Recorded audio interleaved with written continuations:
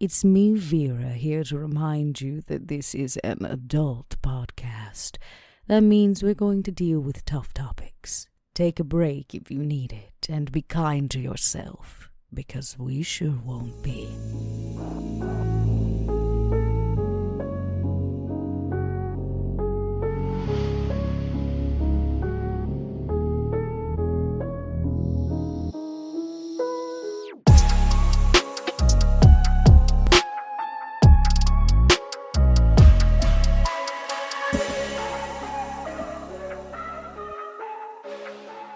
Hello, everybody, and welcome back to Crack Crown, a Vampire the Masquerade 5th edition podcast. As always, I am your storyteller, Mike Martin, joined today by the entire cast of clowns. We got Dot, Mark, Josh, and Jason, who is getting a drink, I think. But we're excited to get back and finally kind of wrap the season up as we've built to this faux funeral returning kind of stamp on the city. We'll kind of open with that here in a moment. Before we do, supporting us can go one of many different ways. You guys, whoever listening to, whatever app you're listening to us on, dropping us a review, 5 stars, writing us a review, whatever it is, all that helps greatly with the podcast and sharing it. And if you ever want to go above and beyond, you can go to patreon.com/podbynight, where you can support us and what we do here with all the shows that we make in the future endeavors as the holidays eventually do wind down and we get our lives back to ourselves and we can start making content more regularly again.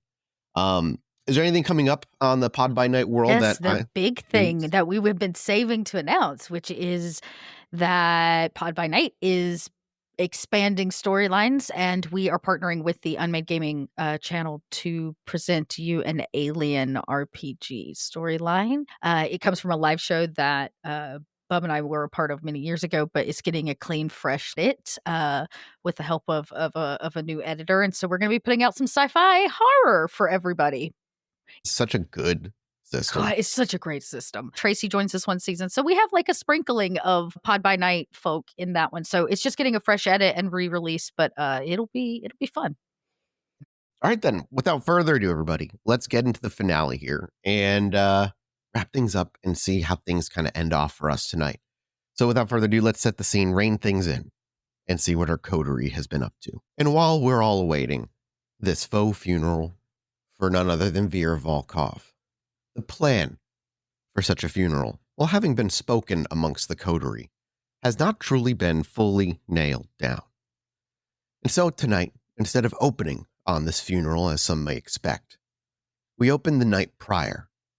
The typical mutterings of the public coming in and out of the hotel above a floor above everybody continues. It brings us into this building. All the coterie, one by one, however, makes their way downstairs to the old room where Vera keeps herself hidden away unless absolutely needed. One question I should lay out there is, what do you do with the visionary when you return from Gary? Where are you keeping her? She has to heal, if you remember correctly. Yeah, we kept her at the hotel, right? Like yeah, but where in the hotel are you keeping her? Is you keeping her downstairs? 13th floor? The intention was to see if I could communicate with the Blackstone to move her there. Keep her out of sight, out of mind, and allow her the opportunity to heal. But, I mean, you could bring her into the Blackstone, no problem. What in particular are you looking to communicate? I'm looking to go into that space in between the rooms. Space in between. Yeah, I got you. If you are unable to access that immediately, what would be your second place you would keep her? Well, probably the room with the painting. That's Vera. Okay, so that's Vera's main room. That's where she's going to end up being, at least for now. When you get back, you try to communicate. Maybe you speak out loud or you try to find some silence to yourself. Do you do anything in particular? Is there any ritual you would attempt to do? How would Duke go about trying to communicate with this building? Interestingly enough, it would be in the same ways that Duke had begun communicating previously. It would start with a ritual, but it would be a lot of the focal point, focusing on this ring. This ring seems to be a point of contact. So whatever that looks like. So Duke's, I mean, maybe that's the mentality of Duke as well, is like, these certain things have worked in the past. It was your basic level of blood sorcery. Maybe you're winging it. Maybe that's exactly what's happening. Can you make me then a roll? Give me a resolve blood magic roll. Sure. Blood sorcery. Yeah, I can do that. critical. Oh, you rolled every single All dice as successes and a success. critical. That's insane. So count them out total for the listener. 8 successes, or is that 7? No, eight correct. 8 is correct. Oh, God, that we rarely see a roll where every single dice rolled is a success of some sort. And everybody rouse check me for the fucking night, please. Fun fact. Oh God, Shawn. I still have aggravated damage. I forgot. I definitely forgot. Okay, hang on. As time comes to a screeching halt, Josh is at 4 hunger when he now roll me 3 more, please. Cool. Okay. All right. Hey, you go into torpor. Yeah. I go to sleep. I don't wake up. Sleeping in. You don't get you don't wait. That's something that'll be the coder will deal with when they realize Shawn is not showing up. Okay. He has anxiety dreams like, I gotta be at school. You're just stuck in the mortal dream. All right. Well, good God. Okay. We'll go back to you in a minute, Josh, when we get to that point. For you, Duke, where are you performing this ritual? In your room? Yeah, I think that's safe. Do you do anything physically for the ritual? I know you rolled a success. I'm not looking to screw you over. I'm just curious. Do you literally just hold the ring, sit down, and focus on it, or is there anything you see Duke doing of a physical nature to prep this ritual? I think for the nature of blood sorcery itself, Duke would probably gnash a spot in his finger where the blood would pool under the ring itself. Okay, absolutely. Just a little bit of a bite and a little bit of a droplet of vitae to come forth and coat the ring in the vitae. Go ahead and make me a rouse check. Do you want to do a rouse check with the blood or no? Do you want just to kind of keep it a drop? I'll do the rouse. Okay, because that's a lot more blood that way, but it's you'll cover the entire ring. Hey, you don't get any hungrier. And do you just sit on your bed? I mean, in your coffin? I imagine it's probably lid closed or wherever I don't imagine Duke having a coffin as much as it's just a bed in a blacked out room. So it's probably if it's a coffin, the lid's closed and he's just sitting on the edge of it, just kind of stiff backed, hands down, rotating the ring with his thumb. And final question is, do you have the visionary with you or do you have her downstairs, just leaving her down there? I think for the sake of this situation, she's probably nearby. Okay, so she's probably, she would have to be in the room with you somewhere then to keep her safe and secure. So it seems very plain in the outside view. As we kind of slip under the doorway to watch Duke, we catch him as he's just settling himself on top of the coffin, running the ring between his fingers for just a moment before, without hesitation, we see him bring it up. He punctures the flesh of his finger, and we watch the thick kindred vitae slowly smeared and coated over this ring that was given to him when the black stone was inherited. After a few moments, and we can see the blood itself begin to get dark and dry very quickly, much more quickly than it would for any immortal. In that moment, there's a knock at your door. I will stand and answer the door. Without hesitation, Duke, you step up and you make your way over to the door. When you do so, can you please make me a wits awareness roll? This is as you get up off the coffin, a wits awareness. 4 successes. Okay, and with that, can you make me a resolve composure check, please? Yeah, 4 successes. Okay. While the first one, I was looking for 5 for wits awareness. The resolve composure, I was looking for 3. As you approach the door, halfway to your distance, for a moment, you reach your hand out to grab the door handle, and you see maybe centimeters further ahead of your hand is your hand, blurred from almost the exact position that you are in, but just centimeters to millimeters off sync with yours. And then, as you look down, maybe confused, you see another and another and another, and they all begin to kind of blur, causing a vibrating visual around your hand. As you grab hold of the door, before you even open it, you already know who's on the other side. It's the visionary.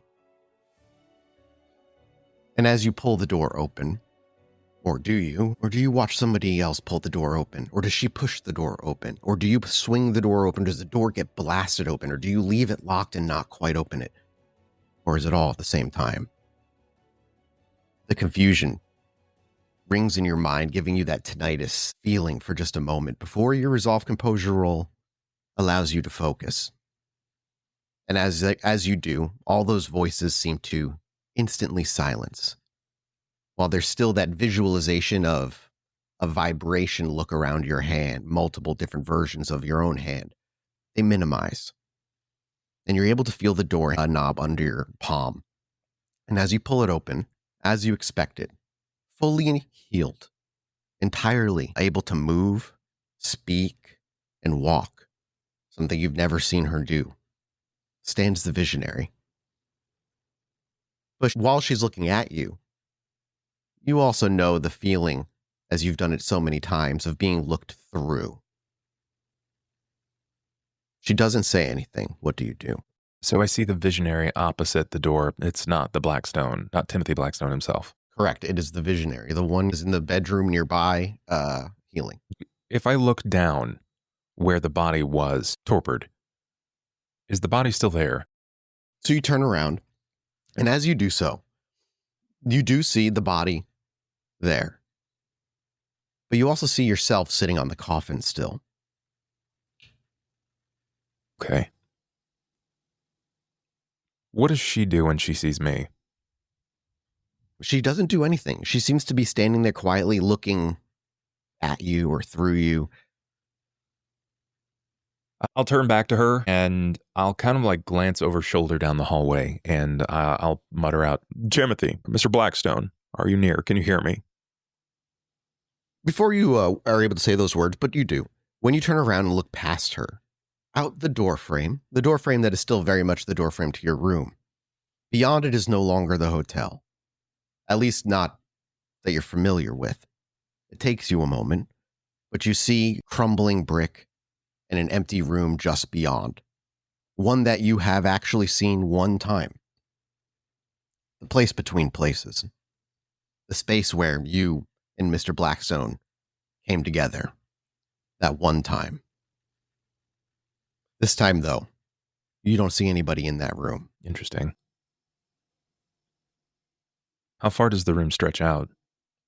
It was like 10 feet, kind of a wide, long, and 20 feet tall. Sure. I kind of want to walk in and just peer around the room. Many of the signs that I saw before were sort of etched or carved or like blood drawn on the walls. So I'm seeing if there's a message or anything like that. As you move your way toward the room, she moves her way into the room. And as she does, you begin to see multiple versions of her again. Some breaking right, some breaking left, some screaming, some crying, some walking over to her own broken corpse. And as you try to push your way through the door frame, I need you to make me another resolve composure roll, please. You got it. 3 successes. If you want a willpower, you can reroll 2. It's your call. I don't think so. Not yet. As you attempt to push your way through the door, you feel yourself losing your grip. On what? Everything. Your mind, your place in reality, your place perhaps in time. It's hard to tell. But you know if you try to push yourself through that door frame, you will lose yourself. I feel like this is a response to her and what's happening with the multiple like tracer images of her, right? Is this what Duke would guess? Is this the reason you think? Yeah. I mean, it's a valid theory given the evidence you have at hand. In this moment where you can make that decision to push through or not, do you? No, I don't think I pushed through. I think I'm seeing some sort of pushback from her addition to this experience. As you turn around then, I'm assuming what you do. Yeah, I'll turn. You see, as you do, you immediately see, before you even have a chance to act, you just see her carrying her own broken body back toward you. Okay. And you do not see any other versions of her broken body on the floor still. I'm going to grab her attention. Is it just the one form carrying the body, or is it No, you're seeing multiple forms? forms, but they're all moving in that same direction. Okay. I'm going to draw this this pen naturally throughout business. Everyone has like a favored office utensil or pen. In this case, Duke has had a silvered pen for as long as he can remember. It's something that he kind of uses to kind of grate the ends of his thumbs, and it's a texture thing. It's sort of a balancing for him, and he's gonna click it really loudly, like right in front of them. I need your attention. Go ahead and Please, give me all of you. a resolve blood sorcery check. Yeah. Can I rouse for this? Yeah. Nice rolls on rouses. You haven't gotten any hungrier from those. 4 successes with 3 you could reroll. I will. I'll reroll these. This feels sort of important. 5 successes. 5 successes. As you click the pen, attempting to gather their attention, the moment the pen makes the audible clicking sound, all of their faces, no matter where they are in the room, turn to you. Wits, insight. And that's not as good for me, but 3 successes. And you could reroll 2. Do you want to? I'll stick with my 3. Okay. With 3 successes, it's enough where each of their faces showed one of 2 distinct emotion. One of true abject horror, looking at you as though you are the death itself. They're terrified. The others look to you with what one would consider sympathy. They look to you with caring eyes in a way that you have very rarely, if ever, actually knowing your character, ever really truly felt. At least not for a long, long time. And it is one of these 2, though displayed obviously in subtle differences, but those are the two themes that seem to run through. You have their attention, however. I lower the pen to my side, and I look to them, each of them. I brought you here as an attempt to calm the noise, calm the movement inside you. Your body is healing. You were in a place where you couldn't heal, and here you can. This is a place that you can be safe. Can I persuade that? Are you being honest in your words? I mean, yeah, I think he's being honest. Even if the intent is something beyond that, he believes this is a place for her to heal. Okay. Yeah, go ahead and make me a manipulation persuasion. Or a charisma persuasion if you are trying to be empathetic. I'll go manipulation. 7 successes. What a roll, dude. Your rolls are fucking on fire tonight. I'm sorry, what was it are you trying to convince her of? This was a safe place. It is a place to heal, to silence the noise inside. You watch as each of their mouths begin to open separately. But just as words would begin to spill out of each of their lips, they all close their mouths at the same time. And they all walk toward the door quietly. This is a safe place for you to heal. There is a man here. He may not be here right now, but when you meet him, his name is Timothy. He also goes by Blackstone. He listens to me. As you say that, and you can tell some of them are listening to you, you imagine all of them hear you in some way. You again begin to feel that stretching force, the one you felt attempting to walk through the doorway, but now it's a force that seems to be pushing or dragging or clawing at you in a singular direction, back to where the you that is sitting on the coffin still is. You feel this pull into this gravity back into one specific spot where you sitting on the coffin is, the other you. So it's like something is pulling me back to my body. Feels like it. Yeah. Before I step back into my person, I will inform her that I will bring food soon. One of them makes eye contact, and you know at the very least she heard you in some way. And as the last one of them walks to the door, it's as the door closes shut, you get snapped back. And as you are come to on top of your coffin and you look where she was, you see she is no longer there. And as you walk to your front door and you open it, you see the hotel as expected. It was probably like a very forced, exasperated sigh of not necessarily relief, but unsure of where that's going to go right now. But there are other bigger problems, so he'll tend to the rest of his allies. And as you do so, and I imagine as well, it feels almost like it was almost dreamlike. And it's been years, decades since you've actually dreamt, since you've been a kindred. But it's hard to grasp at what just happened. And your brain does what brains always do. They immediately starts to try to logic out, how did we make this happen? And those thoughts kind of trickle in your mind for a while. It's the camera blurs down beneath the floors and into Vera's room. Duke will be surprisingly later than usual this evening, Vera. Max will probably be there right after Robert arrives, as Robert is rather prompt at all times. And then eventually Duke would trickle in as the third. And as you're waiting for Shawn, you keep waiting. Did we miss the call? This is an important day. This is the day. Why, Duke, you're late. I can't believe I'm saying that. And where's Shawn? My apologies, Vera. And he looks around. Don't know. I'll search him out. No, you just got here. If you leave again, then you're not here. Okay, all right. Who saw him last? Anybody see him tonight? He went off to his room. I haven't seen him since. I haven't left this room. Except to go to Gary, Indiana in what feels like weeks. So, no, I haven't seen Shawn. Mia! Where's Mia? Do you suppose he went to bed a little hungry? Oh, no. Isn't there, staff for this? Yeah, but maybe we better get on it ourselves right away, huh? Who's going up? Let's all go. Yeah, Max will immediately spring up. Okay, Robert's going. Vera's hiding. She's not. I'll stay with Vera. Okay. So the two of them, Max and Robert, both splinter off. They begin making their way. Shawn could be anywhere. He's disappeared before. Let's just check his bedroom first and hope to God it's an easy find. Maybe he was hungry, like you said. As they splinter off, does Vera and Duke want to speak at all, or do you want to just cut to them going to the room? I think Duke would probably say that the visionary is Secure and no longer an immediate concern. Well, that's good to know. I'm glad you rescued her, Duke. Very, very noble of you. I just appreciate your support, especially in the face of such opposition. Yes, well, love to live my life in opposition. Never change, Vera. And the camera cuts up into the 13th floor, where Robert and Max are opening the door and striding down the hallway toward his room. I would say on the way here, if at any point they passed any staff, Max would have just, immediately, You, flunky, blood, Shawn's room, now.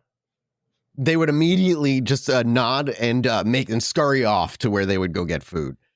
You'll be there before they will. As you approach Shawn's door, it is locked, and as you knock, nobody answers. However, you have the master key. probably as Robert pulls out the key, Max is just winding up and getting ready to punch the door and then looks at the keys like, Oh, yeah, right, we live here.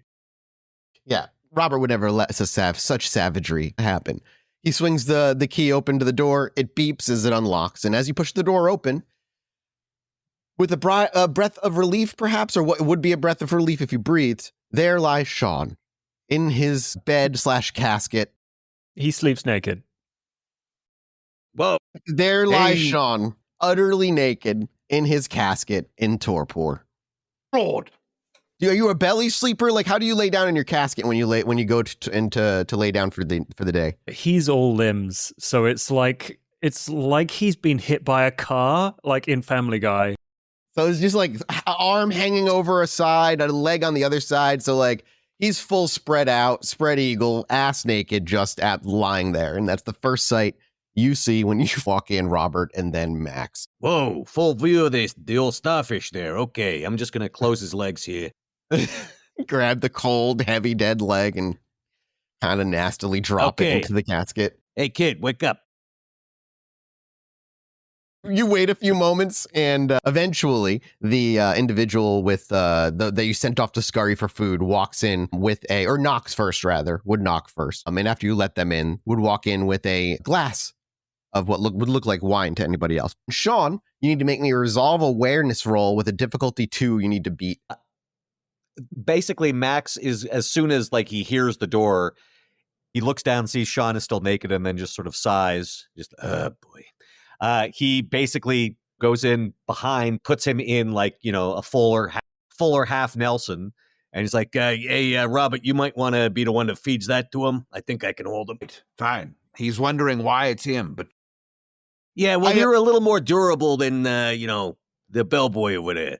The boy looks around a little nervous. However, as soon as the boy walks in, I need Shawn to make me a resolve awareness test. Max is probably putting him in the headlock. Okay, well. Oh yeah, and I'm fine. employing potence, not Yeah, to you're hurt him, fine. but just to Shawn hold him. Shawn doesn't wake up.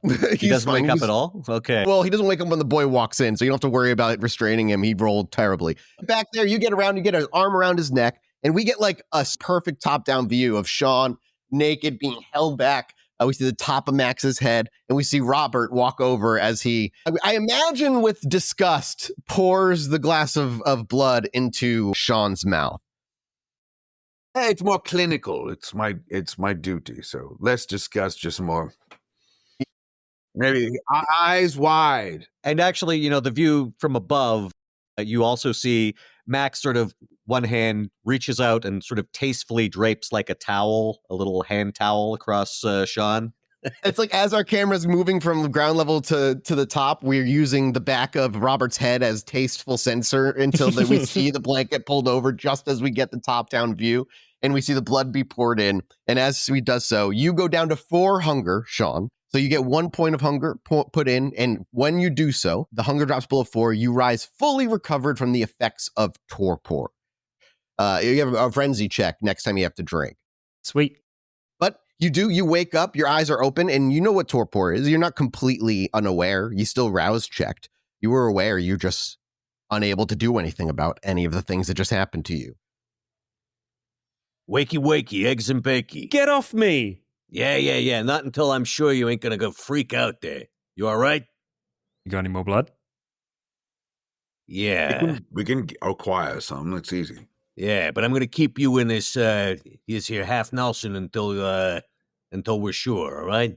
The bellboy, I guess, or whatever, the employee, he raises his hand. He's like, I actually work extra shifts as a blood doll on the weekends. If you need anything, you can just feed from me now. I'll just call it in. Yep, get over here. Okay, kid, just so you know what you're getting into. He's got it's good pay.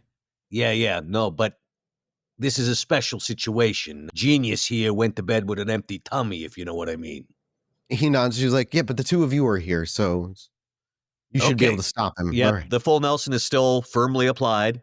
Yeah. So the bellboy walks over, kind of like bares his neck, and he looks over. He's like, can you just make sure you call it into my manager? They're going to expect me to head back downstairs, but I'm going to be a little incapacitated. Okay, yeah, we'll cover for you. Don't worry. Yeah, I just don't want to lose my job. I love this job. Yeah, all right. We'll put in a good word. 5 stars. Thanks. And he bares his neck, and he presses his neck up to the full Nelson Shawn. What's Robert doing when this happens? Yes, and well, do we need to get more blood? He's going to drink from the bellboy. He should be fine. Shawn, go ahead and make me your hunger frenzy check. 2 successes. Okay. As he begins feeding, and he should be done feeding, he does not stop feeding. So, Max, I need you to make me a strength brawl versus Shawn's strength brawl, as Shawn is going to be attempting to break free. Robert, you watch Shawn's eyes can be described as nothing else than going feral looking. He begins to lose his humanity, and as he's supposed to stop drinking, you see him just starting to draw more blood voraciously. Shawn, go ahead and make me your strength brawl versus his. As soon as Max realizes what's going on, he's like, Yeah, I was afraid this was going to happen. Okay, come on, kid. That's it. Last call. Max, you win by just enough. and I add my 3 potence into that as well. Yeah, okay. So as you pull Shawn's fangs loose, the bellboy begins to slip and stumble. He's not unconscious. He's not drained to the point of unconscious. Robert, would you make, if you want to, a Dex Athletics to try and catch this individual before they hit the ground? Mm-hmm. Shawn's, as he's being pulled away, he's like, we said we'd cover for him. It's fine. Let me get up and... No. Desperately trying. You can make me another resist check, Shawn. Whoops. 3 successes is enough for you to calm yourself. There we go. That would be my God. correct. You see it. You see him stumble. You know he's going to stumble before the fangs even come out of his mouth. You roll a critical success. And so you're there. The moment he even takes his first kind of stumbled step, you put your arm over his shoulder or under his arm. You push his weight into you, and you bring him back toward the wall, away from Shawn, as Shawn is gnashing and trying to be like, let me just finish him. Max holds steady as Robert lowers him gently to the ground. Eventually, Shawn, in that next 3 or 4 seconds, you kind of blink a few times and you can slide your fangs back up and you have control. Here's a pro tip. Snack before bed never goes astray. You know what I mean, kid? Yeah, whatever. Turned out fine. I think so. Hey, you all right? Yep. No, not you. Him. You look over to where Robert's standing over the bellboy, and he's like drunk essentially. He's like really blackout drunk. He's fine. He's alive. What's his name again? You look at his name tag, and his name tag says Josh. Max, now that he's let go of Shawn, will just go over to the phone in the room, pick it up, dial front desk or whatever. And he's just like, hey, listen. Yeah, this is Max. 5 stars for Josh, all right? He's up in, give the room number. Yeah. I think he needs a cushion for his head, all right? Somebody see to him. You hear like a somewhat confused but pleasant okay on the other end of the line as you hang it up. Great. Let's look at it. Look at his name tag again. His last name is Garrett. Josh Garrett. What are the odds? Shawn, you get clothes on, you get dressed in front of these two, and you guys make your way downstairs where Vera and Duke are waiting, perhaps getting anxiously waiting. Max keeps giving him a hard time, like, Oh, why you bothering wrapping it up when we've already seen the goods, kid? I've got to keep some mystique. Yeah, well, there ain't none left between us, let me tell you. I've seen enough of you to know. Yeah. Those are the lines that are said that Vera and Duke hear as they make their way into the basement. You hear John's voice, perhaps with a breath of relief, as the coterie finally pulls themselves together. This is what we've all chosen to wear to my funeral. What's wrong with the hoodie? At a funeral? What? Black? The bathrobe ain't cutting it? It's important people are coming. We've invited the prince. All of Chicago is to mourn my loss, and you have chosen a zip-up hoodie? Yeah, but we're going to say a few nice words. Yeah, and don't worry about it, Vera. Yeah. I'm gonna put on some pants before the guests get here. I guess I'm just saying maybe we should put our best foot forward, considering the fact that, I'm lying to everyone. And I'm going to have to bring some eyes our direction. Maybe just a tie? Not even a tie, really. Just, a blazer or a pleat in your pants. Well, here's the question. Is anybody even gonna see me? What do you exactly want me to do in this here setup? What's the rumpus is what I'm asking. This is, of course, a completely safe space for kindred to come mourn the loss of the Black Swan of New York City. So I would say you should show up to mourn my loss, Max. Yeah. Mia kind of chimes up. What if nobody shows up? Do you even know anybody in the city? Well, it's all just a guessing game at this point. Plus, we put out the word far and wide. I guess if anybody wants to come from New York to pay their respects, they might. I hope we see Kadir. Kadir's not going to come from New York City. I think for you he might. I doubt it. So what's the play, Vera? We get everybody here, then what? Do you really want me to spoil it? I want to be so much more realistic in the moment. I think maybe we should know what's going on with the master All plan. right, fine. Well, I've explained to you what the ask is, but I will show up, mourn over my own ashes, reveal myself, simply explain the fact that the Black Swan of New York City is in fact dead, though the Black Swan of Chicago has risen again, resuscitated her life into this place we call the Camarilla, and so far given everything to be stabbed on a street corner. And, Whoever does show will probably be showered in a bit of guilt, as I remind them that they all showed for my funeral, but nobody actually cared when I was stabbed. A little justice will be called for. And if the prince is not there, well, then that justice will be called for with or without him. If he is there, maybe he takes action, maybe he doesn't. Some of this is tossing the ball into his court, but the fact of the matter is, I want a blood hunt. On Pretty who? please. On whoever it is that's hunting you, whoever stabbed me. hey, Dragovic. well, I'm not going to argue about a blood hunt being called on Breaker's ass, that's for sure. I'm with you. Let's see if we can get hunting. So, just him? We have a list of 4, yes? Well, we got Breaker, for sure. We got them 2 Malkavians. And then we got Lady Adriana, who apparently is not What part I'm of it. calling for is action. Whether that means he starts his own investigation to find out the truth of who stabbed us on our own territory, attacked us. Nothing has been done. Well, I'm just thinking if we're going cap in hand and asking for a blood hunt, he's probably going to be more likely to grant it if we give him a specific target as opposed to just asking for carte blanche on whoever did us wrong, right?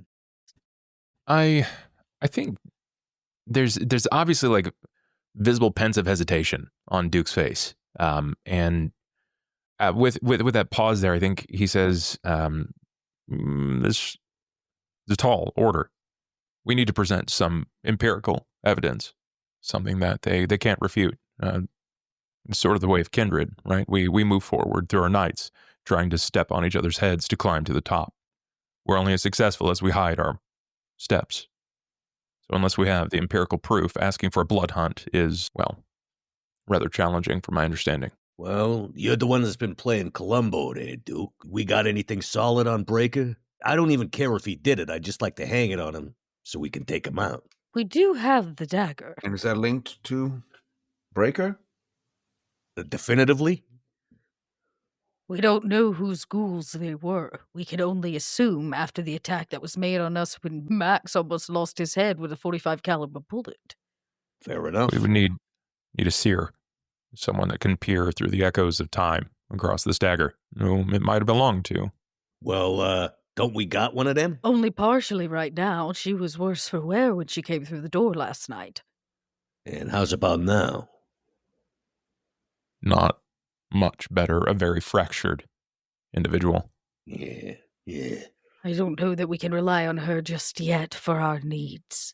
Well, you're the smart guy. Anything we can, what do you call it, fabricate? Hmm. It's saying we lie. Yeah, that's what I'm saying too. Yeah. Oh,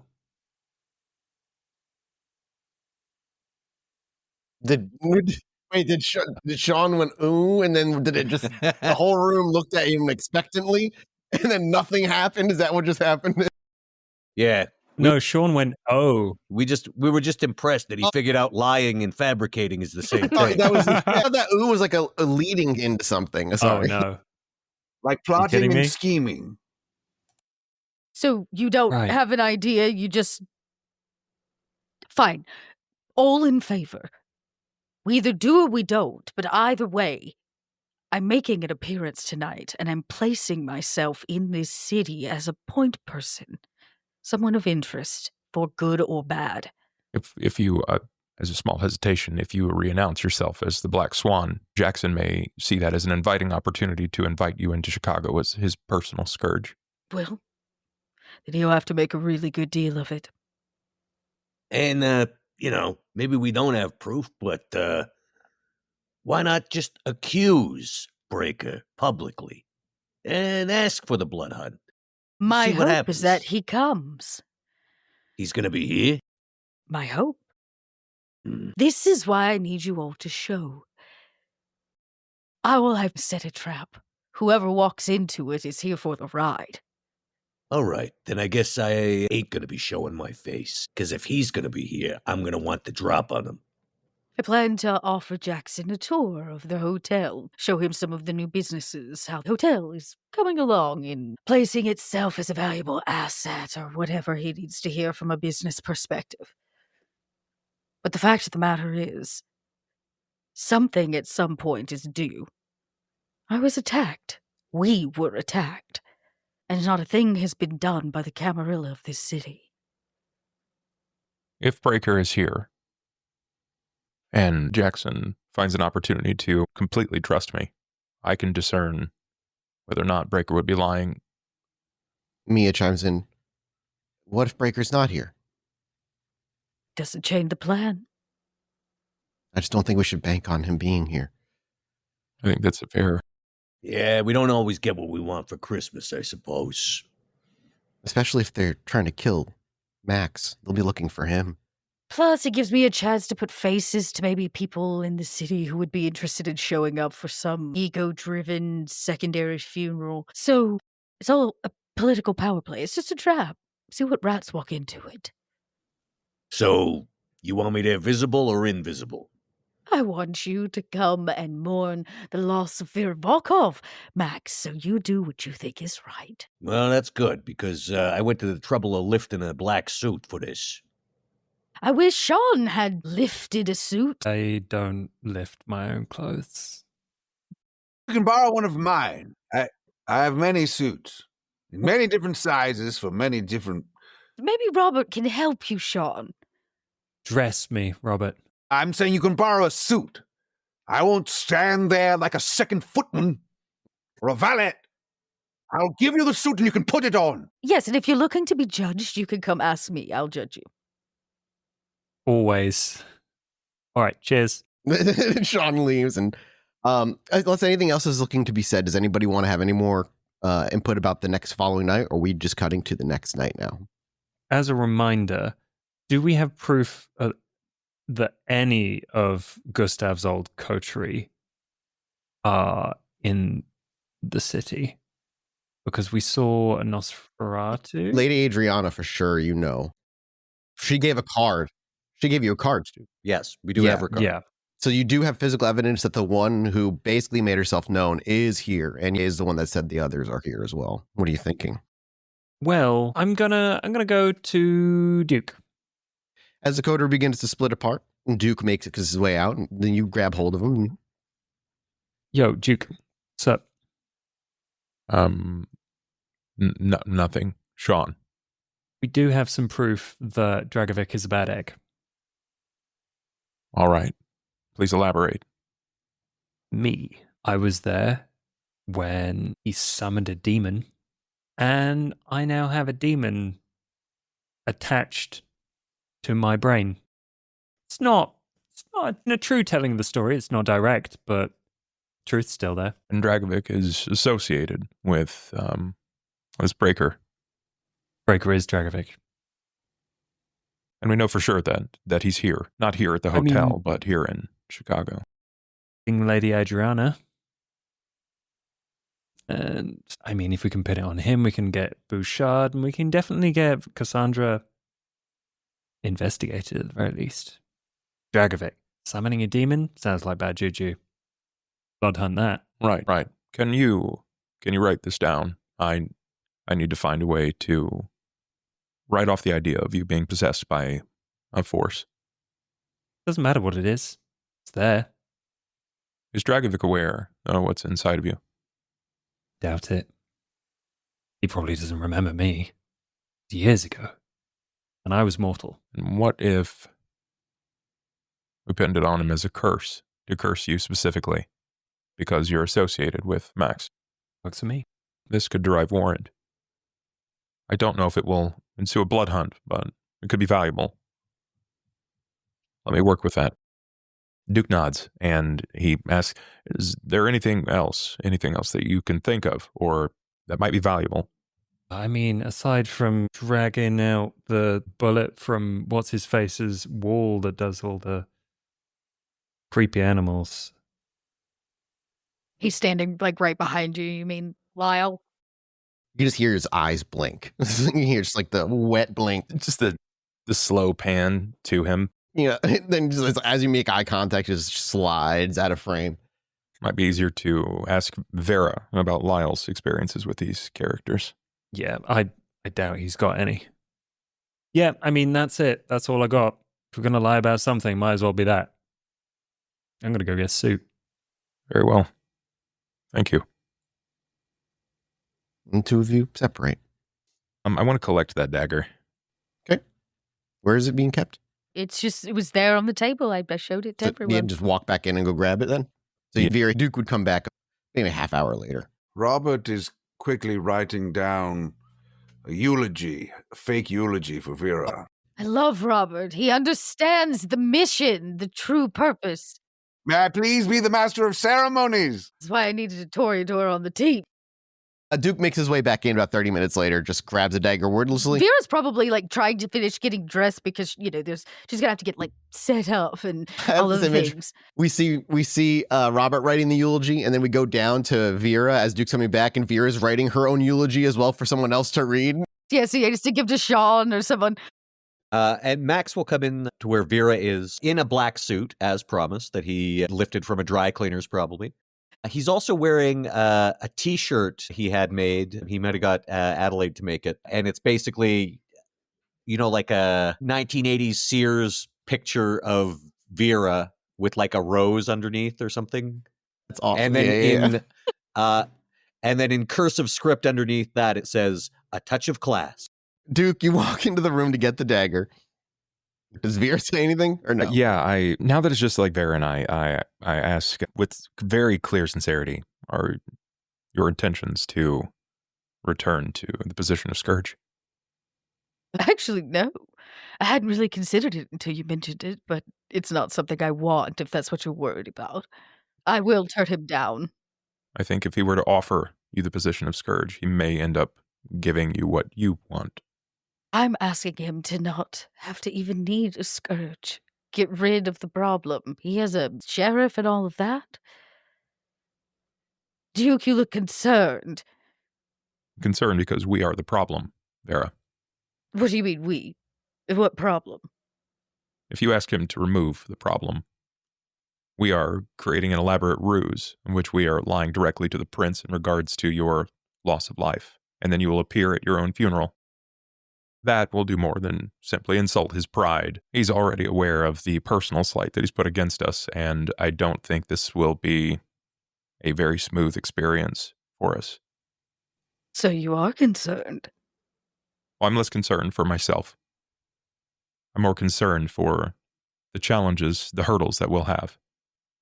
If he discovers anything in regards to Shawn, Shawn will be forfeit. If he sees through the problem that Max is being hunted and the threats are deliberately causing harm to the area, and it's the Ventrue way, they'll remove Max. If he believes that you're making a slight against the Camarilla as the largest and most successful standing Camarilla structure in America, he'll either ask you to leave or he'll have you privately dealt with. My hope was for a little privacy. Jackson hasn't really afforded us that, has he? At least not since our return from Gary. He's not, no. I think that he views Robert as an asset. I would agree entirely. Hell, I view Robert as an asset. No offense, Robert. None taken? Yes. What? I'm working on building a case, something that will be a little less vaudevillian, something a little less showy, and will appeal to his greater senses of business. Well, then we'll give him a chance to listen to both. A show and business. That will be entertaining for him, at the very least. No doubt. I hope that we have attendance, but not too many. Nobody likes being lied to. You still see that pensiveness on his brow as he leans down and collects the dagger, and then he expresses, "I'm going to find Mia and see if I can derive some data from this." Okay. Unless she says anything, he'll step away. No, I feel like he needed to get that off his chest, and Vera's just kind of nodding. Mm-hmm. All right. Whatever you need in therapy chair, go for it. And you put it out there. It's kind of weird because you see Duke sort of compromised, right? He felt very in control in the face of the lupine. But playing against someone on his field of shady nasty, the prince is a wild card, right? Lupine, it's leading the dogs. The prince is just not going to be as easy, so he wants to build a solid case. It's very clear. The OCD is strong with him right now. And unless anything else is to be done, we can cut to the following evening. We'll move to the night of the funeral. Please, everybody, a rouse check. Yeah, everybody did pretty good except Shawn. It's all good there, Poor though. Shawn.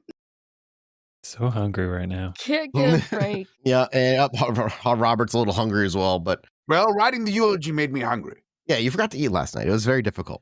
So, I'd love to open in the grand room where this funeral is already happening with what we first hear is Robert's voice beginning the eulogy.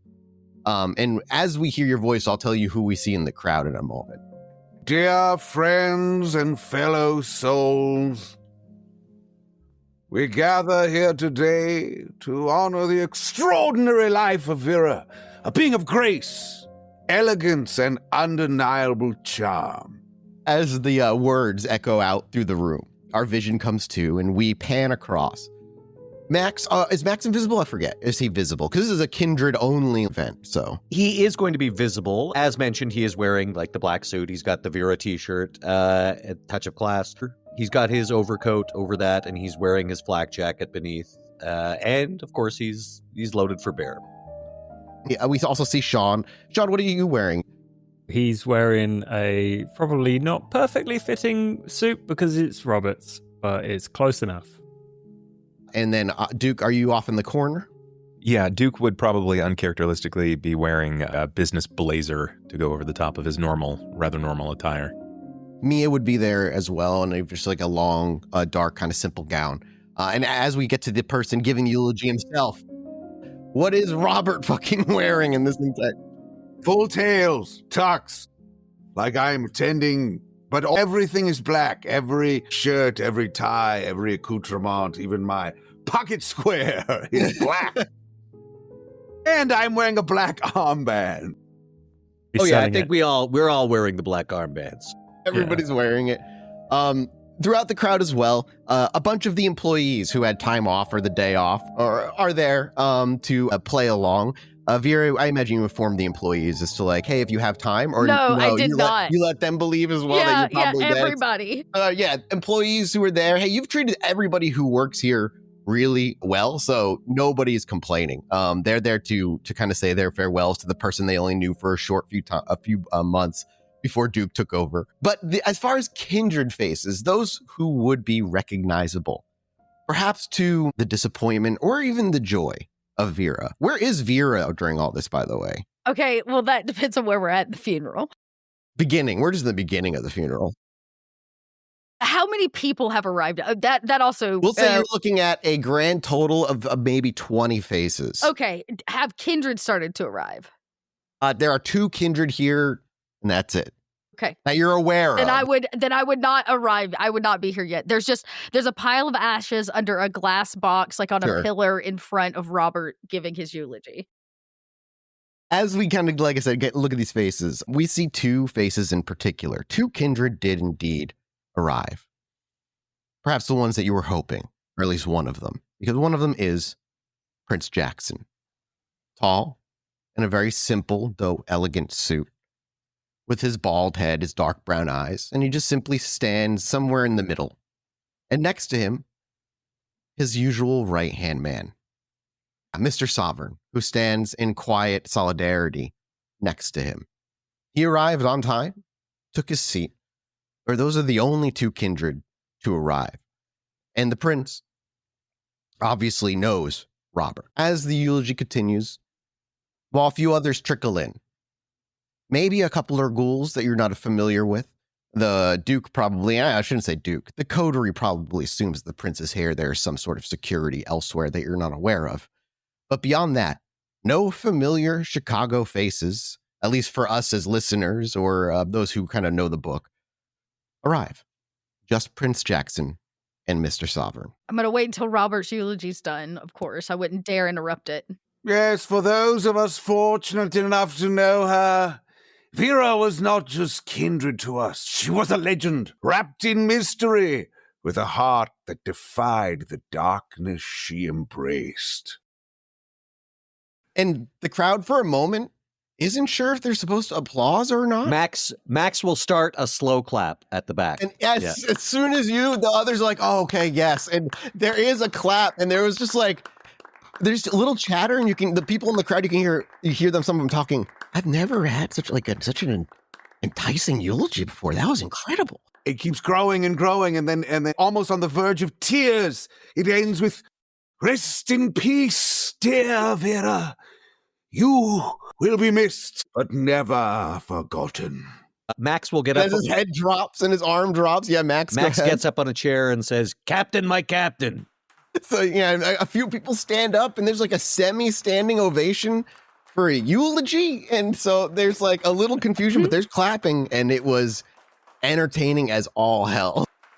I think as the clapping starts to come to a close, there's a continuation of heels. The clapping goes to like a set of high heels that are like click, click, click on marble floor as like a woman in a very large fur coat walks up, right, coming down the aisle, and she goes straight up to the pillar with the ashes, and she begins to weep audibly, just sob and cry. And as she turns around, she kind of removes the veil from the hat, and it's Vera, of course, and she looks right at Prince Jackson, and she says, "It's a sad day to see someone move on in life."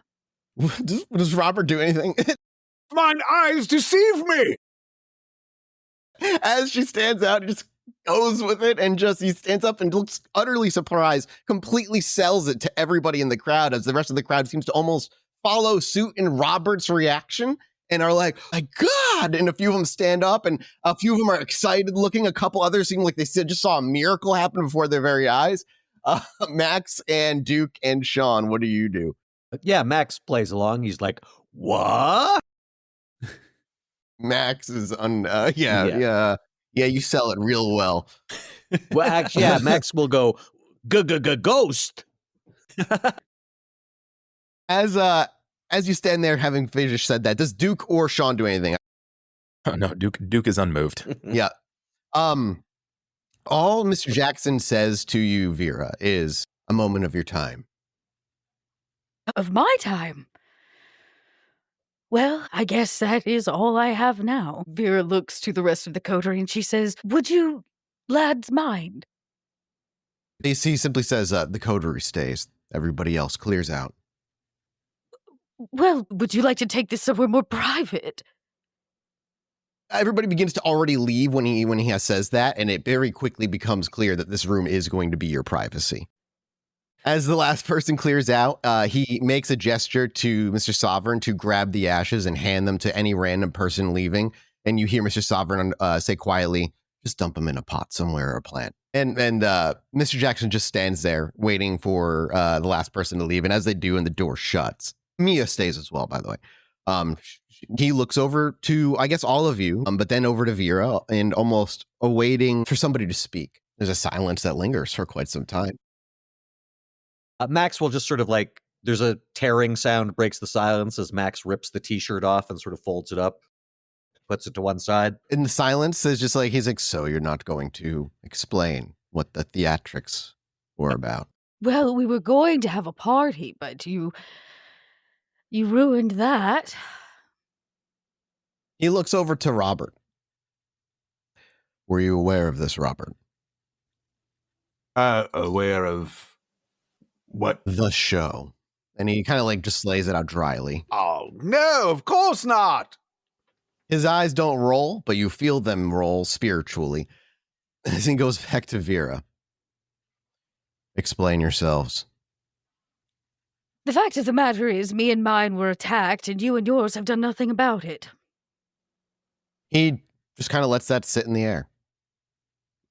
And that's what this is about.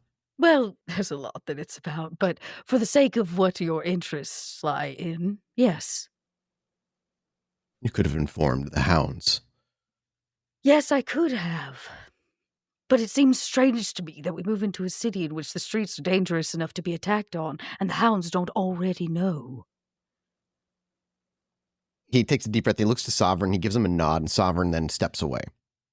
He steps outside the door, but he doesn't leave like beyond that. He's just on the outside of the door. "So grand theatrics of a fake death over petty vengeances because you were attacked unknowingly."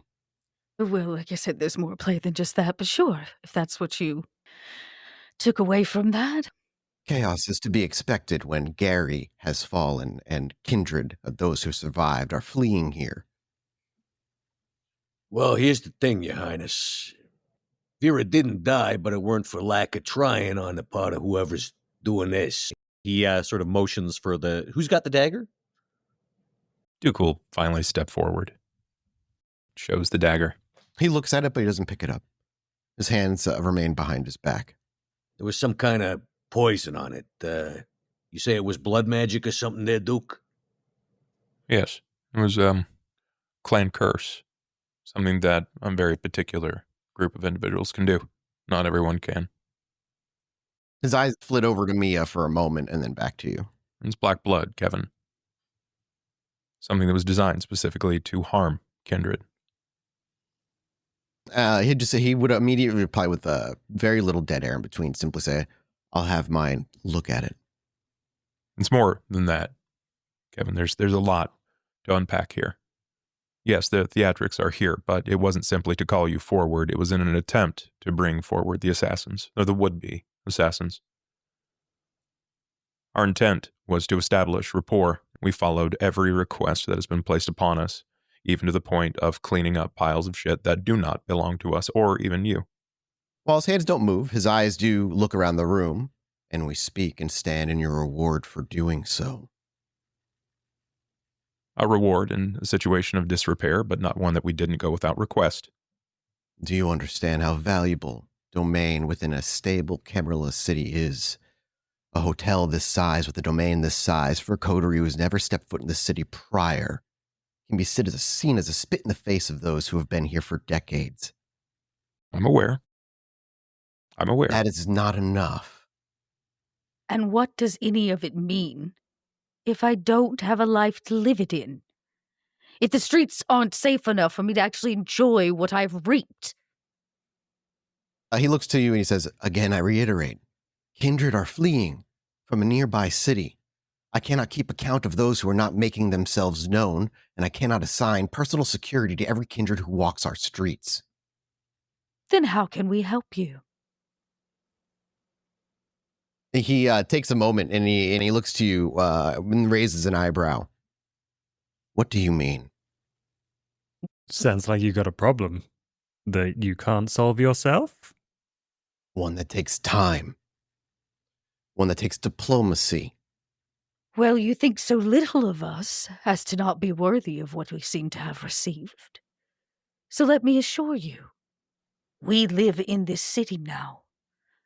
We want the respect of the Camarilla and all its protections, which means we will also work to keep it safe, and you seem to think it is at risk because of the influx of refugees.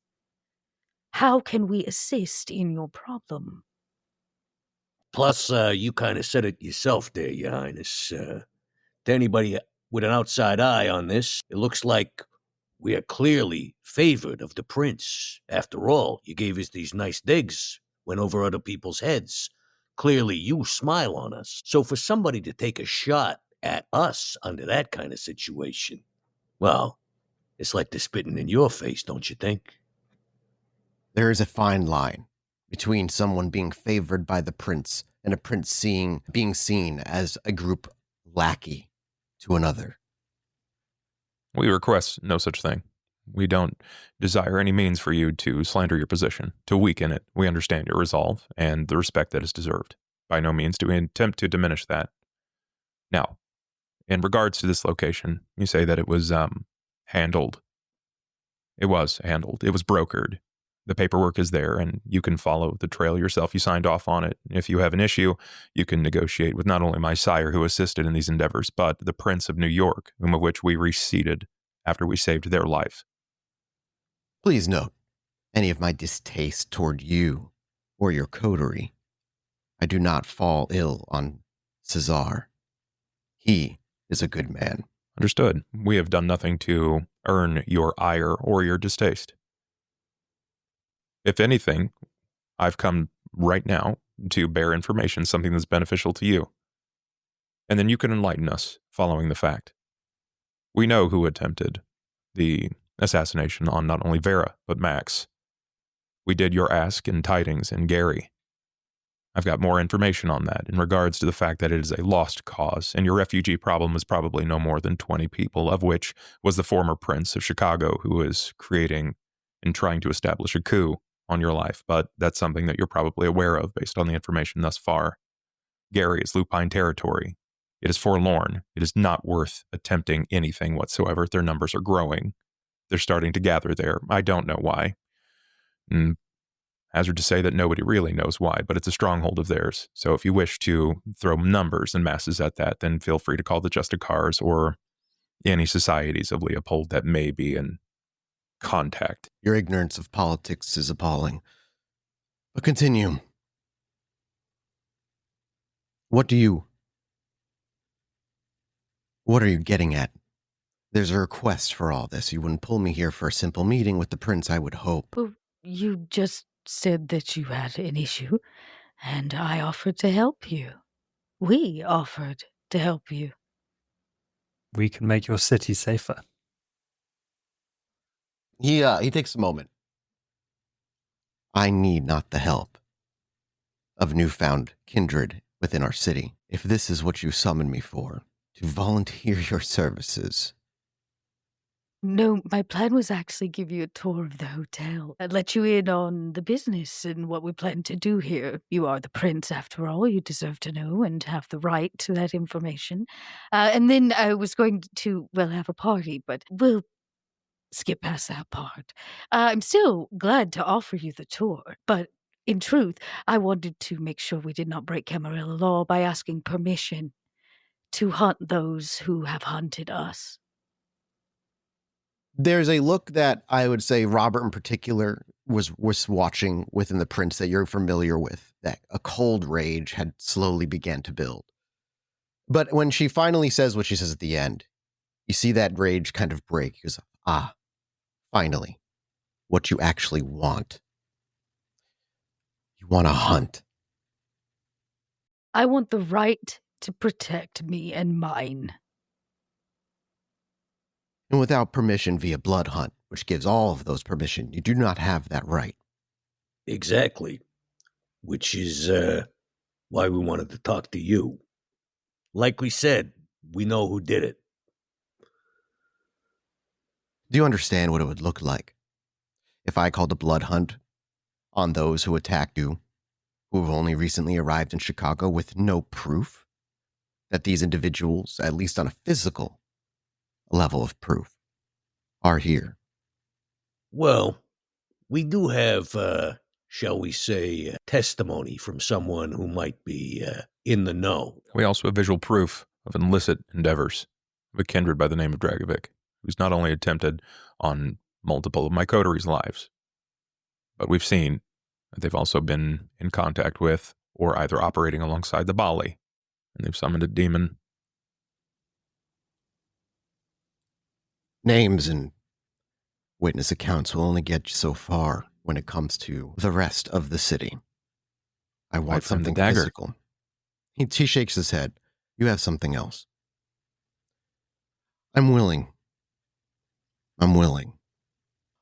The price is a sacrifice. His eyes go to Mia. I take Mia. Take her where? I take the traitor. One of the ones involved in the issues of New York. You'll be tried in Chicago, used as proof of their claims. I will then declare the blood hunt. No deal. Mia looks terrified. Well, let's not be so hasty. Why don't I give you that tour of the hotel? And we'll think about it. We appreciate the offer. He goes, I'll let you think about it. You have until tomorrow night. As he begins to walk and leave the room immediately, but his eyes go to Mia, and they follow her until he can no longer see her without having to turn his head. He walks alongside him, and not quite breaking volume. As Mia was cleared by the actual Camarilla of New York, the prince themselves, Kadir as well. You'd undermined their decision. New York Camarilla holds no jurisdiction over Chicago. You want a blood hunt on multiple people. It comes at a cost. Then why don't you challenge those that seem to be at least remotely in cahoots with some of the Camarilla here in Chicago? Gustav himself, he's gone missing. It's his coterie. He continues to walk, and as he reaches his door, if my information is correct, Gustav is no longer around. End of his coterie, then. They're enacting violence in your city streets. My sheriff is looking into it. The law will move as it does. That's encouraging to hear. Thank you, Prince Jackson. As he opens the door, Mr. Sovereign looks over, and there seems to be no hesitation. Mr. Sovereign seems to almost get in front of him and start walking with a little bit of anxiety in the eyes. And I will give him a tour. He looks to leave the hotel. Oh, He says he'll be back tomorrow night. Okay, I don't know about you, but I kind of filled my drawers there. You're not going to hand me over, are you? No, we're not. no, Mia. Jackson has made his point very, very clear. He did specifically say that this would all be for a blood hunt on multiple people. Maybe we can just bargain him down to just Breaker. No. I'm past the point of asking permission. I don't know, Vera. This seems like we're already on thin ice, you know? It's because we are. Mia actually would do say, the Anarchs from Gary are leaderless. What do you mean? I don't want to suggest anything, but Lord. We go to them and try and corral them for help? No. She's saying that she goes to lead the Anarchs of Gary. say we all do that. Mia wants to start a coup. Unless you want to continue playing with the Camarill's rules that continue to hold you down. They have nobody. The Anarchs are a rule set. They're a lot like Camarilla in a lot of ways. But they're lost now. They're gone. Their leader's been gone since that night. So many of them were killed that night. The hotel? No one says you have to tell them. You can do both. Mia. There's 5 of us. And then, of course, she looks over to Robert. Garrett, you have the pieces in place already. You just have to play the game. Vera, how many times have you told me that you're an outcast? Oh. Your point, Shawn. What's more outcast than a bunch of rabble-rousing, useless, young, usable kindred? We don't know that they are any of those things.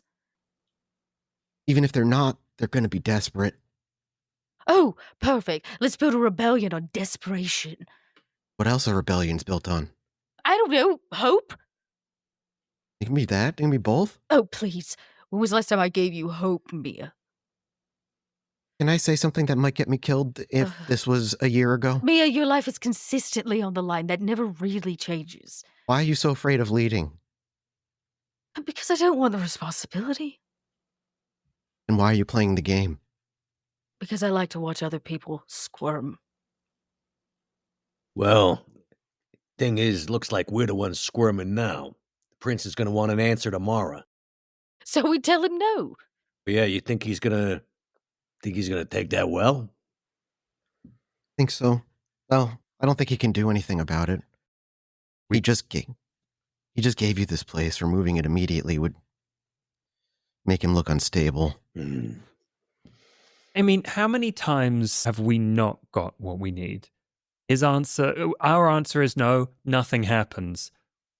Where do we go from there? Happen. We're not going to not try and kill the person who tried to kill Max. Listen, this is what got me in trouble in the first place. But it's with you this time, not him. Sometimes you have to make something happen. He called you a traitor, Mia. I know, so fuck him. That's a very quaint idea, but he's the Prince of Chicago. We're already breaking the law. Shawn isn't a thin blood. Duke's dabbling in things he's not allowed to have access to. I'm here. And Shawn might be dreaming about demons. All right, well, that's a poor excuse because that's kind of the kindred way, isn't it? We each do the things that break the law, but we hide behind the law at the same time. It's exactly the Camarilla law that protects us. It's the Masquerade that protects us. We have to play the politics. Gary's far enough away. Listen, you can do what you want. It's fine. I'm going to go wherever you go. I'm not going to disappear on you and go try to lead an Anarch rebellion. I'm not. That didn't go well the first time around. But I think you could. Everything I've seen you do, the way you've managed to navigate through New York to get to Chicago and be in this place of all places. And listen, Shawn, I think you fucking killed the leader. I think you killed her. I think you killed... You don't know that. You don't know that, but we certainly don't not know that. As long as we're not going to say that out loud to anyone. Somebody's going to fill that spot if you don't. Power abhors a vacuum. I'm not trying to change. I'm just trying to fuck him. I don't want to hand it over. Yeah, It's of bullshit. course. But, okay, Vera, what's the play here? Duke, I think we should keep the visionary on lock for a little while. That's a pretty down-low thing, if you know what I mean. That was the intention. Tomorrow night when he arrives, we're going to wine and dine him. I'm going to show him some of the plans that I have. At least for the restaurant piece of this, the circulatory system and all of that. Maybe show him what I plan with the bar, but the fact of the matter is, if the answer is no, I will deliver the bad news. Yeah, I don't think he's going to be too interested in our long-range business plans. He should be. We're doing business in his territory. He is a Vintru, after all. I mean, what happens when he says no? When we've got nothing for him. Nothing for him. We have done nothing but offer him things. Did you see the way he choked when I asked him if he wanted help? Oh, my goodness. Vera, I'm just saying, if we keep messing with the bull, we might end up getting the horns, you know? Well, yes, that's kind of the idea. Only with a little risk do we get anything of worth, of value. Well, besides him not really believing that I didn't know about your subterfuge, I do think he does trust me for the most part. So if you want to utilize that, we could. I think you need to take a stronger stance against what we're doing here, Robert. It's really a travesty to the order of things here in the Camarilla, wouldn't you say? A perfect reason for you to become closer with Jackson and share our dirty secrets. Yes. What? Oh, I can't believe the things you're doing. I'm disgusted by it. Jackson wants us to play by his rules to earn his respect. Then I say we lean into it a little bit. Me, I'm not completely against your idea to take over the Anarchs, but that sounds like a lot of work. He gives you a head bob side to side, and she closes her eyes. Yeah, it would be a lot of And work. in the end, you don't want to be the leader of the Anarchs. It always ends the same. Always. Everywhere. And do we really want to rise up against Jackson? That wasn't really the point. I was more kind of in it for the humiliation aspect.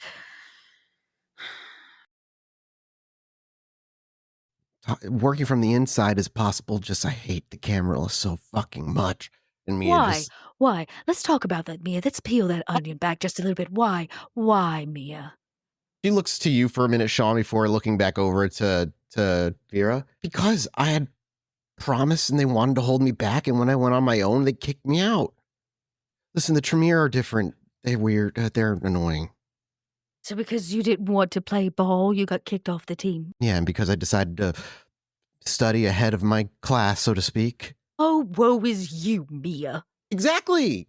I shouldn't have been fucked over for that. I shouldn't have been kicked out for that. Fuck them. I'm not woe is me, but that's the dumbest shit. Any opportunity to screw somebody over, they take. Fuck them. And has that perspective gotten you anywhere, Mia? It almost got me a revolution. Almost. And then what? We found you on the street with your lips sewn together? I said almost.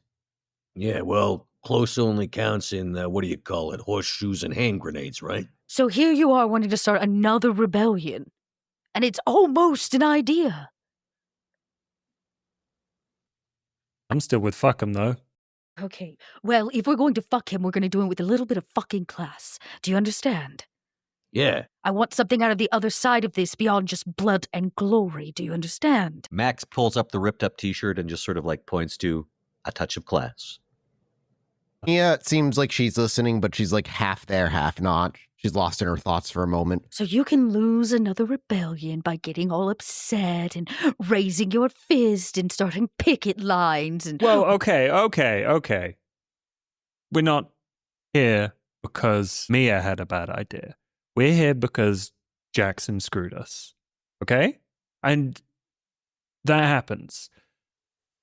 Our answer is no, right? So what are we going to do about the people trying to kill us? Thought I had. He said the sheriff is already looking into it, which means that they're going to start getting nervous very quickly. He does have hounds on his side. When you start rooting around the rabbit hole, they have to come out on the occasion. Does Duke want to say anything else, or is he kind of just sitting there taking it all in? Duke has this, it is the shittiest look. It is so shitty. It's the look of disappointment, but it's also like, as much as I hate to say this, it's the look of biting his tongue when he really wants to say, I told you so. That's what he's got on his face right now. So it's just like thinnest lips possible. He's not saying anything because he knew this was the outcome, like going in. Why do you look so upset? I would rather take some time to formulate exactly how I intend to respond. All right. Well, would you prefer to trade Mia? I would rather have not had an opportunity to trade Mia. There's no point in asking for a private blood hunt. Would you prefer a public one? It would have been an easier ask. Our mistake was asking. No. There was no perfect outcome. I didn't know how the party was going to turn out. I didn't know who was going to show up. I didn't really care. The point was to get Jackson here and speak to him. He's avoided us like the plague since we arrived in town. His embarrassment for our arrival. I wanted to look him in the face, see it in his eyes, feel his distaste on my own tongue. This was a trap, and he fell into it. He let us know what his biggest problem in the city is right now, which is that he does not have as much control as he would like everybody to think. And he's going to exact his frustrations on us. Duke, I am a masochist. I live to face a little backlash. Here's a question. Could we turn Mia over, get a guarantee for her safety? As in, she's the premise that they use to launch the blood hunt. We take out the pieces of shit that we want to, and then, I don't know, she gets some kind of presidential pardon at the end there, huh? She sounded like she was going to die. You want to fight a legal battle and try and find your assassins? Mia's life would be forfeit, and it's not really our place to. Yeah. Well, that ain't going to happen, so don't worry about it, Mia. Especially when we can find more creative ways to deal with the problems we're facing. Part of this was just to see if Jackson would help us, to see where he stood on the drag pack, to face him head on and say, hey, we're part of your kingdom now, deal with it. Yeah, well, we got our answer, and it was a big fat fuck you. Precisely, and because of that, we know more now than ever before. Everything's an opportunity. He called our bluff, Vera. I mean... Well, yes, he's the prince. I'm surprised he showed it all, honestly. I thought he'd send the harpy. Why look so glum? I had my resurrection party. Jackson showed up. He got a little upset. It was invigorating. There is still some fancy wine to drink or rather say blood for people to drink. There's a whole blood fountain. I prepared a song if anybody wants to hear. I was going to sing for Jackson. I was going to let him be the first to hear it, but it seems that he has no taste. You know what they say, waste not, want not. Max will just grab some blood from the blood fountain. It's just like, I'd like to hear the song. I mean, if they're going to throw it all away, we might as well drink it. Well, moving forward, Vera Volkov no longer dances, gentlemen. She sings. So we can open up a cabaret here in the lobby. It'll be classy. And the clientele will be delicious. And just as Vera is about to take stage and she's just about to sing, the doors leading into here open. And a voice breaks it all before you can even see anything. As somebody opens the door and is backing into the room with the jacket on. And he's like, yeah, no. Yeah, no, look, I'm at the place right now. I appreciate it. This is like, and I can eat here? All right, cool, yeah. All right, thanks. And yeah, thanks, homie. And then all of a sudden, as he closes the door, he turns around. He's like, yeah, I think as you see his face, there's Garrett. As he drops the phone to the ground and he looks and sees you all, he looks utterly surprised, completely unexpected. And he like tries to say something a few times, no words come out. And Max will cut him off and just say, "Hey, Garrett, what's the rumpus?" And as we are fading to black, our camera slowly zooms in at the phone that is blinking. It simply says, Dragovich.